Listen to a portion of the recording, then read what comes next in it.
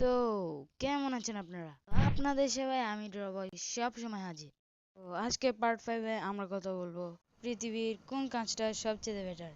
তার আগে আপনাদের মধ্যে যারা এখনো পার্ট 4 দেখেন নাই তাদের জন্য অনুরোধ রইল অবশ্যই পার্ট 4 দেখার পরে এই ভিডিওটা দেখবেন। তো চলুন কথা না বাড়িয়ে শুরু করা যাক।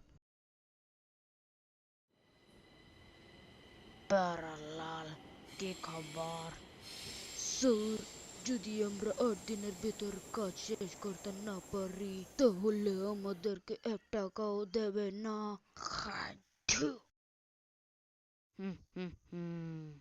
টাকা ও না, ওর বাপ দেবে। কারণ আমার নাম মিয়া ভাই। আমার মুখে কি দেখতেছো? স্যার, গরম দেখতেছি। চুপ! জলদি যাও আর আরো মানুষকে কাজের জন্য ডাকো। জি স্যার।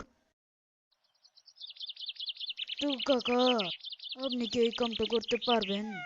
আরে কেন না, বুড়ো হয়েছি কিন্তু তজুরবা যায়নি। তাহলে ঠিক আছে, আপনি কাল সন্ধ্যাবেলায় আমাদের এখানে আসুন।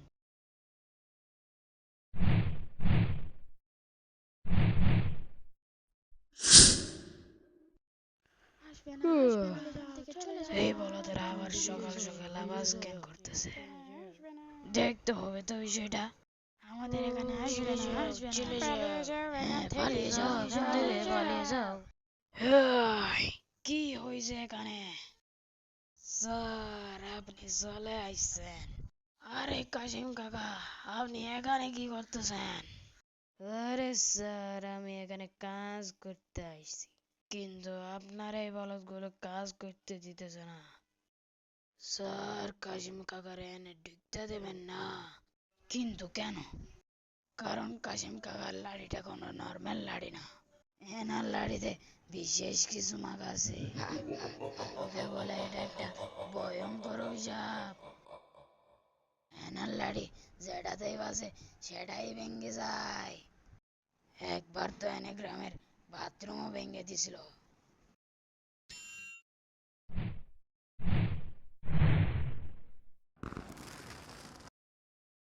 তোর জ্বালায় আর সহ্য হয় না, আর সহ্য হয় না।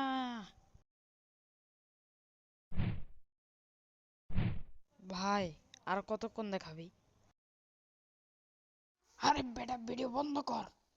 এবার তো আপনি বুঝতে পারছেন এনার লাড়ি কত ভয়ঙ্কর, বুঝেন নাই? ওরা কি কথা বলতেছে? যদি কোনো সমস্যা থাকে তাহলে আমি সমাধান করে দিতে পারি। আরে কাকা, ওরা আপনার চাকরি থেকে বাইর করে দেওয়ার কথা বলতেছে। ও, তাহলে আমি যা বলছি তা বলে যাও। তো আজকের জন্য এটা এতটুকুই ছিল। তো আপনাদের মধ্যে অনেকে বলবেন যে এটা কি, এটা তো একটা স্টোরি, এটা তো কোনো উদাহরণ নয়। কারণ এই কাজটার ব্যাপারে আমার কাছে বেশি কিছু ধারণা ছিল না, তাই আমি একটা স্টোরি রিভিল করলাম। স্টোরিটা যদি কারো কাছে ভালো লেগে থাকে তাহলে অবশ্যই কমেন্ট করে জানাবেন। তো চলুন আবার আমাদের কাজের দিকে ফিরে যাই।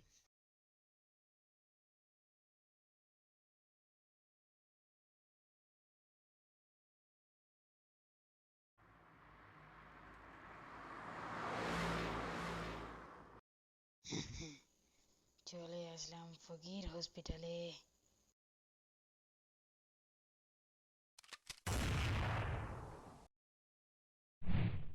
আমার ল্যাবটা যে কোন দিকে? মনে হয় নিনজা আর্ট ইউজ করে চক্কর লাগাতে হবে।